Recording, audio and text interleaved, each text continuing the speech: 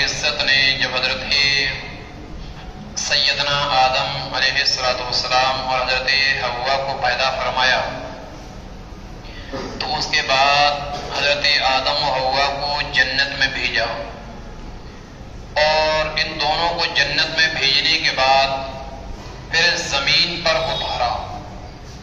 زمین پر حضرت آدم سراندی پہاڑ پر جو کولمبو کے پاس ہے، یعنی ہندوستان ہی میں حضرت آدم اترے، اور آپ کی بیوی حضرت حوا جو تھی وہ سعودی عرب یعنی جدہ پہاڑی پر وہاں اتری۔ پھر ایک وقت وہ بھی آتا ہے ان کی زندگی کے اندر کہ اللہ رب العزت نے ان دونوں کو ملوایا عرفات کے میدان میں۔ عرفات کے میدان میں اللہ رب العزت نے ان دونوں کو ملوایا۔ عرفات پہاڑی کے بغل میں ایک اور پہاڑی ہے جسے نعمان کہا جاتا ہے۔ نعمان پہاڑی پر حضرت آدم علیہ السلام کو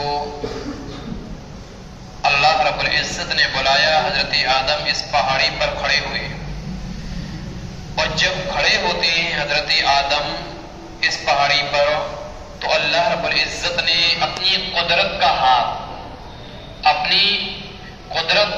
حضرت آدم کی پشت پر پھیرا، اور جب حضرت آدم کی پیٹھ پر اللہ رب العزت نے اپنی قدرت کا ہاتھ پھیرا ہے تو ان سے تمام اولادیں پیدا ہونا شروع ہو گئی۔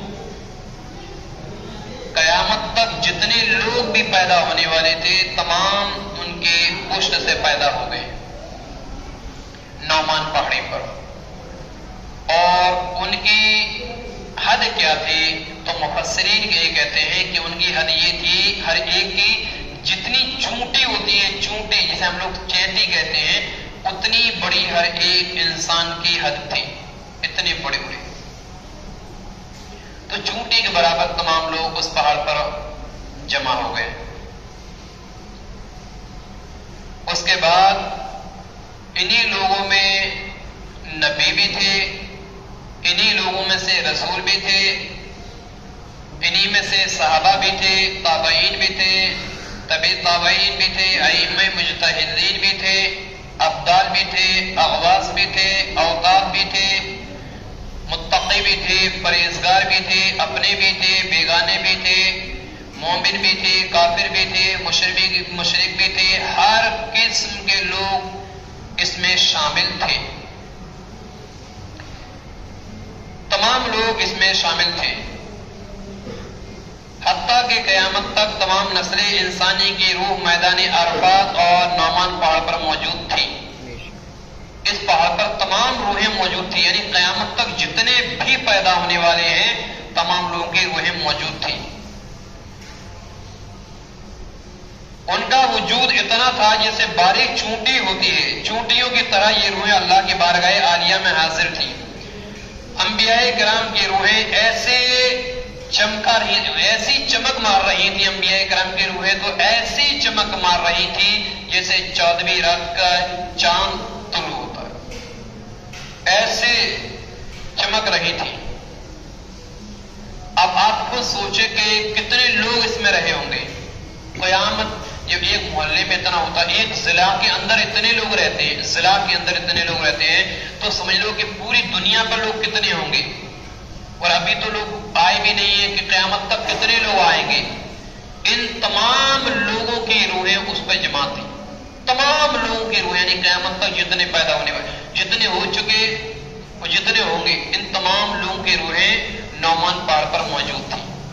اب بتائیے یہ کتنا بڑا جلسہ رہا ہوگا، یہ کتنا بڑا جلسہ رہا ہوگا۔ آج ہم تو مولانا لوگوں کو بلا لیتے ہیں، ایک کو بلا لیتے ہیں، 2 کو بلا لیتے ہیں، ہماری 500 ہوتی ہے، 200 ہوتی ہے، 500 ہوتی ہے، 1000 ہوتی ہے ہمارے جلسوں کے اندر۔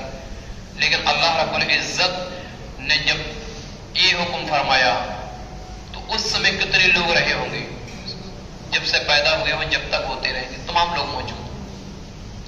آپ کو سوچیں یہ کتنا بڑا اجتماع کرا ہوا، کتنی بڑی کانفرنس رہی ہوگی جس میں اللہ تبارک و تعالیٰ نے حضرت آدم کی اولاد پر اپنی تجلی فرمائی۔ پھر اللہ رب العزت نے قرآن مقدس پارہ 9 سورہ اعراف رکوع 11 آیت نمبر 171 کے اندر اللہ نے کیا فرمایا وہ سنیں آپ لوگ. وَإِذْ أَخَذَ رَبُّكَ مِنْ بَنِي آدَمَ مِنْ ظُهُورِهِمْ ذُرِّيَّتَهُمْ وَأَشْهَدَهُمْ عَلَىٰ أَنفُسِهِمْ. یعنی اے میرے محبوب وہ وقت یاد کرو. اللہ فرما رہا ہے اے میرے حبیب وہ وقت یاد کرو جب نکالا آپ کے رب نے آدم کی پشت سے ان کی نسل کو. میرے محبوب وہ وقت یاد کرو جب اللہ نے آدم کی اولاد کو آدم کی نسل سے نکالا اور گواہ بنایا خود ان کو ان کے نقصوں پر. تو اللہ کس سے فرما رہا ہے؟ حبیب یعنی حضور سے رب فرما رہا ہے حبیب یاد کرو وہ وقت. حبیب یاد کرو وہ وقت. یاد کرنے کا کیا مطلب؟ جب موجود ہوں گے جب نہ یاد کریں گے. بے شک بے شک بے شک. حضور موجود تھے نا بھائی, حضور موجود تھے جبھی نا اللہ نے فرمایا کہ محمد یاد کرو وہ وقت, حبیب یاد کرو وہ وقت. مثال کے طور پر اگر ہماری اور آپ کی ملاقات ہو کسی ایک کی, ہمارے درمیان جو باتیں ہوں, پھر ہم لوگ کسی جگہ مل جائیں تو آپ کہہ رہے وہ میں نے آپ سے کہا نہیں تھا, وہ یاد کرو وہ آپ سے ایسی ایسی باتیں میں نے کری. اب جب مجھ سے کری نہیں ہوں گی تو آپ کیا کہو گے؟ یاد کرو. کیوں کہو گے؟ کہو گے تو جب ملاقات ہوگی, کہو گے تو جب ملاقات ہوگی کہ ہم سے کیا کیا بات ہوئی تھی. تو اللہ کیا فرما رہا؟ حبیب یاد کرو وہ وقت. یعنی اللہ رب العزت جب آدم کی پشت سے ان کی اولادوں کی روح نکال رہا تھا میرے مصطفیٰ اس وقت بھی موجود تھے. ہمارے حبیب, ہمارے محبوب, ہمارے سب سے چہیتے نبی اس وقت بھی موجود تھے.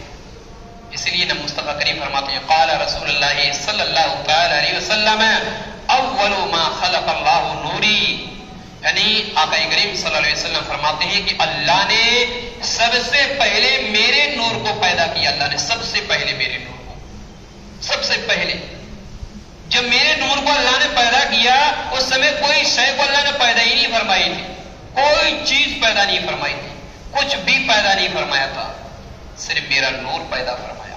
جیسا کہ بھی آپ نے بیان سنا ہوا پروگرام ہوا تھا, اس میں علامہ صغیر احمد جوہنپوری صاحب قبلہ نے کہا تھا نا کہ حضرت جبریل امین علیہ الصلوۃ والسلام سے میرے آقا نے فرمایا کہ اے جبریل یہ بتاؤ تمہاری عمر کتنی ہے؟ جبریل یہ بتاؤ تمہاری عمر کتنی ہے؟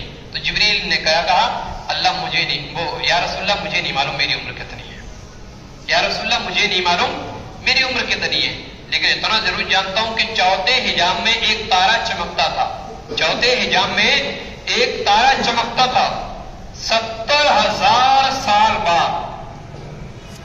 چوتھے حجاب میں 70,000 بعد ایک تارا چمکتا تھا. میں جبریل نے اسے 72,000 مرتبہ دیکھا ہے.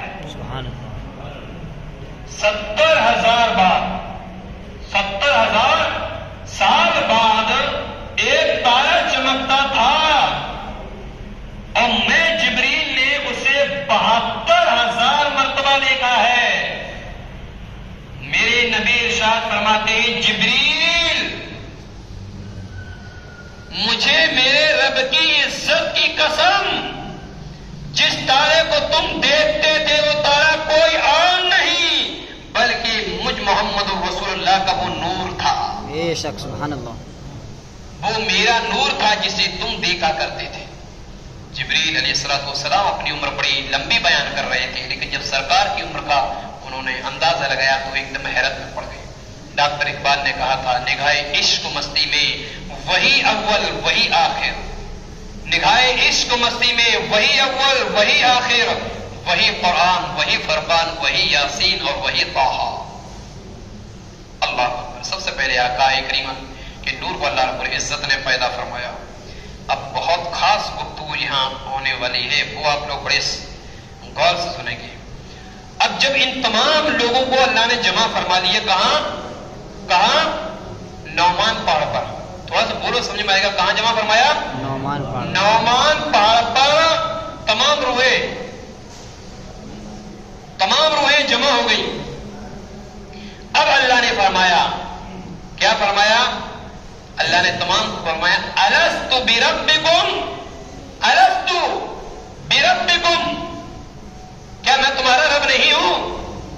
اللہ فرماتا ہے کیا میں تمہارا رب نہیں ہوں؟ اگر ہوں تو بتاؤ, نہیں ہوں تو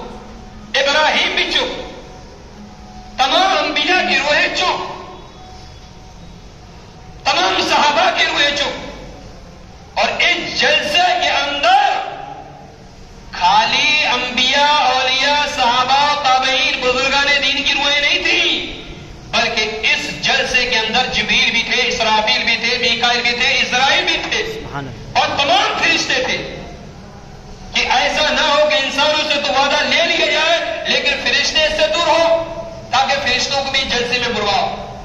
تمام فرشتے بھی اس جلسے کے اندر موجود۔ پھر اللہ نے فرمایا کیا میں تمہارا رب نہیں ہوں؟ تمام خاموش، صرف ایک شخصیت اس میں ایسی تھی جس نے اللہ رب العزت کے سوال کا جواب دیا، ورنہ ہر ایک کی روح خاموش۔ ایک شخصیت، اور وہ شخصیت تھی ہمارے اور آپ کے آقا جناب محمد رسول اللہ صلی اللہ تعالی علیہ وسلم کی ذات گرامی تھی، جس نے اللہ کے سوال کا جواب دیا۔ اور محمد رسول اللہ نے کیا سوال کا جواب دیا؟ جب اللہ نے فرمایا الستو بربکم، کہ میں تمہارا رب نہیں ہوں، تب محمد رسول اللہ نے کیا جواب دیا؟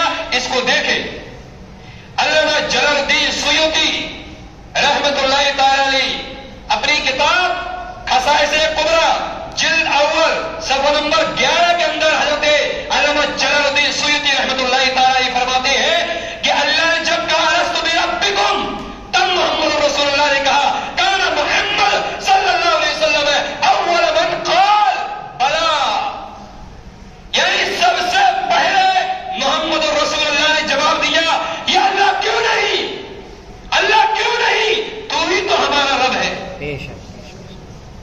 الستو بربکم، کیا میں تمہارا رب نہیں ہوں؟ علامہ جلال الدین سیوطی کہتے ہیں کہ سب سے پہلے اگر کسی نے جواب دیا ہے تو محمد رسول اللہ کی ذات ہی مصطفیٰ نے جواب دیا یقیناً رب تو ہی ہمارا رب ہے، تو ہی ہمارا پیدا کرنے والا ہے، تو ہی ہمارا خالق اور تو ہی ہمارا مالک ہے، تو ہی ساری کائنات کو پیدا کرنے والا ہے۔ اللہ اکبر کبیرہ۔ اب فرماتے ہیں مصطفیٰ کریم نے اللہ رب العزت کی سب سے پہلے وحدانیت کا اقرار کیا۔ اللہ وحدہ لا شریک مانا، رب کریم کی توحید کا ڈنکا پوری مخلوق کے سامنے بجایا۔ تمام مخلوق نے نبی کریم سے سن کر بارگاہ الہی میں عرض کیا۔ پہلے کوئی بولا نہیں، پہلے کوئی نہیں بولا، کوئی نبی نہیں، کوئی رسول نہیں، کوئی فرشتے نہیں۔ سید الملائکہ بھی اس جلسہ کے اندر موجود، سید الملائکہ جسے جبریل امین کہا جاتا ہے، وہ بھی اس جلسہ کے اندر، ملک الموت جو تمام انسانوں کی روح نکالتے ہیں وہ بھی اس پروگرام میں موجود، وہ بھی اس جلسہ کے اندر موجود، لیکن وہ بھی خاموش۔ لیکن جب مصطفیٰ نے جواب دے دیا کہ ہاں اللہ تو ہی ہمارا رب ہے، تو ہی خالق ہے، تو ہی مالک ہے، تب تمام لوگوں نے کہا، کیا کہا؟ جب تمام لوگوں نے کہا قالوا بلا شہدنا، قالوا بلا شہدنا، یا اللہ ہم گواہی دیتے ہیں کہ تو ہی ہمارا رب ہے، اللہ ہم گواہی دیتے ہیں تو ہی ہمارا رب ہے۔ کب کہا؟ جب کہا، جب محمد رسول اللہ نے گواہی دے دی، جب کہا کہ یقیناً تو ہی ہمارا رب ہے۔ اور اللہ نے کیا فرمایا؟ حبیب وہ وقت یاد کرو، حبیب وہ وقت یاد کرو جب ہم نے وعدہ لیا اور لوگوں نے وعدہ دیا، یعنی آقا کریم صلی اللہ علیہ وسلم کا نور اس وقت بھی وہاں جلوہ کر تھا۔ عزیزان گرامی وفا، اب یہاں ایک اور دیکھیں، قرآن مجید فرقان حمید، بڑی توجہ سنیے، بہت اہم نقطے بیان ہو رہے ہیں۔ قرآن مقدس کے اندر اللہ ارشاد فرماتا ہے، قرآن مقدس پارہ 8 سورہ انعام آیت نمبر رکوع نمبر 7 آیت نمبر 162۔ قرآن مقدس پارہ 8 سورہ انعام رکوع 7 آیت نمبر 162 کے اندر اللہ ارشاد فرماتا ہے لا شریک لہ وبذالک امرت وانا مسلمین، وبذالک لا شریک لہ وبذالک امرت وانا اول المسلمین، اول المسلمین، اول یعنی پہلے، اول المسلمین۔ اب کیا فرما رہے ہیں؟ اس ذات کا کوئی شریک نہیں، کس ذات کا؟ اللہ کی ذات کا کوئی شریک نہیں، اس کی ذات میں کوئی شریک نہیں، وہ صرف ایک ہے، وہ وحدہ لا کوئی شریک نہیں، اس ذات کا کوئی شریک نہیں۔ اب مصطفیٰ فرماتے ہیں، کیا ہمارے نبی فرماتے ہیں، اور مجھے یہی حکم ہوا ہے کہ میں سب سے پہلا مسلمان ہوں۔ مصطفیٰ فرماتے ہیں اس ذات کا کوئی شریک نہیں، اور اللہ مجھ سے فرماتا ہے کہ حبیب سب سے پہلے اگر ہماری ذات کے اوپر کوئی ایمان لایا ہے تو وہ ہے آپ۔ اس لیے میرے نبی نے فرمایا کہ مجھے تو حکم یہی ہوا ہے کہ سب سے پہلا اگر کوئی مسلمان ہے تو وہ ہوں میں۔ اور یہ حضور نے کہا فرمایا، حضور کا قول قرآن مقدس کے اندر اللہ خود فرماتا ہے۔ معلوم ہوا اللہ رب العزت بھی اپنے حبیب کی گواہی بھی دے رہا ہے، یعنی اللہ خود بھی گواہی دے رہا ہے مصطفیٰ کی کہ اگر میرے اوپر کوئی سب سے پہلے ایمان لایا ہے، میری ربوت کا اقرار کیا ہے، میری وحدانیت کا اقرار کیا ہے، مجھے خالق و مالک مانا ہے، مجھے رب مانا ہے، مجھے مالک مانا ہے، مجھے حسیب مانا ہے، مجھے نذیر مانا ہے، مجھے بشیر مانا ہے، تو سب سے پہلے میرے حبیب جناب محمد الرسول اللہ نے مانا ہے، تب دیگر انبیاء نے مانا تھا، تب اور رسولوں نے مانا تھا، تب ملائکہ نے مانا تھا، تب صحابہ نے مانا، تب تابعین نے مانا، ائمہ مجتہدین نے مانا، اور تمام مومنین نے مانا۔ لیکن سب سے پہلے آقا کی اللہ کی وحدانیت کا اقرار کرنے والے ہمارے اور آپ کے آقا ہی تھے۔ اسی لیے کسی نے کہا ہے کہ سلام اس پر کہ جس کے نام سے دل چین پاتے ہیں، سلام اس پر کہ جس کے نام سے دل چین پاتے ہیں، سلام اس پر کہ فرشتے جس کا ذکر سننے آتے ہیں، سلام اس پر کہ جس کا تذکرہ قرآن کرتا ہے، سلام اس پر کہ جس کا ذکر خود رب العالمین کرتا ہے۔ آپ کئی جگہ اٹھا کے دیکھیے، قرآن مقدس حدیث بے شمار حدیث اٹھائے، ایک جگہ ذکر نہیں ہے، جگہ جگہ ذکر ہے۔ جس طریقے سے اللہ رب العزت کی تعریف، جس طریقے سے اللہ کا ذکر ہمارے اور آپ کے آقا نے کر دیا ہے، اس طریقے سے ذکر کسی بھی نبی نے اللہ کا نہیں کیا ہے۔ اور قرآن اٹھا لو، 15 پارہ پہلی آیت کریمہ، سبحان الذی اسری بعبدہ لیلا من المسجد الحرام الی المسجد الاقصی، کہ مسجد اقصی کے اندر مصطفیٰ کریم نے نماز پڑھانے سے پہلے ابراہیم بھی کھڑے ہوئے، دیگر انبیاء بھی کھڑے ہوئے، کئی نبی کھڑے ہوئے، بیان دیا، اللہ کی تعریف بیان کی۔ انبیاء کرام نے مسجد اقصی کے اندر اپنی اپنی زبان میں تعریفیں بیان کری، اپنی اپنی زبان میں انہوں نے اللہ کی حمد بیان کری۔ لیکن حضرت ابراہیم اور دیگر انبیاء نے اگر اللہ کی تعریف بیان کی ہے تو وہی مصطفیٰ کا ذکر تمام انبیاء نے کیا تھا۔ بلکہ ابراہیم علیہ السلام کے تعلق سے تو یہ بھی روایت ملتی ہے کہ حضور سب سے آخر میں میرے نبی نے بیان دیا، پہلے اور انبیاء کرام نے بیان دیا اللہ کی تعریف میں، اور اللہ کی تعریف بیان کرنے کے بعد پھر آخر میں اگر کسی کا نمبر آتا ہے وہ ہمارے اور آپ کے آقا تھے کہ جنہوں نے بیان دیا اور ایسی اللہ کی تعریف کی، ایسی اللہ کی تعریف بیان کی کہ کسی نبی نے بیان نہیں کری۔ تو پھر حضرت ابراہیم سے نہیں روکا گیا، ابراہیم علیہ السلام خود ہی کھڑے ہو گئے اور یہ کہا کہ میں اپنے تمام بھائیوں سے کہتا ہوں، تمام نے اللہ کی تعریف بیان کی، لیکن جو تعریف محمد رسول اللہ نے بیان کی ہے اتنی اچھی تعریف اللہ کی کسی نے بیان نہیں کی ہے۔ جگہ جگہ دیکھیں رسول اللہ نے جس طریقے سے اللہ کی تعریف بیان کی ہے، اور پھر اللہ رب العزت سے اتنی اتنی محبت آقا کریم کی، تو اللہ رب العزت نے بھی وہ مقام مصطفیٰ کو دے دیا، وہ مقام دے دیا کہ کسی انبیاء کے پاس وہ مقام حاصل نہیں تھا۔ اسی لیے تو امام احمد رضا فاضل بریلوی فرماتے ہیں سب سے اعلیٰ و اعلیٰ ہمارا نبی، سب سے بالا و اعلیٰ ہمارا نبی، دونوں عالم کا دولا ہمارا نبی۔ عزیزہ نگرائی وقار، وقت تو ہو چکا ہے، انشاءاللہ پھر بیان کریں گے۔ بارگاہ رب میں دعا ہوں مولا تبارک و تعالی ہم تمام کو آقا کریم صلی اللہ علیہ وسلم سے محبت کرنے کی توفیق عطا فرمائے۔ میں نے پروگرام میں بھی کہا اور تاکید سے بھی کہا اور اب پھر آپ کو بول رہا ہوں، جلوس نکالو، شوق سے نکالو، جذبے سے نکالو، لیکن کوئی بھی شخص اس جلوس کے اندر غلط کام نہیں کرے۔ جلوس نکالنا ایک منٹ کی گفتگو بڑے غور سے سنیے گا۔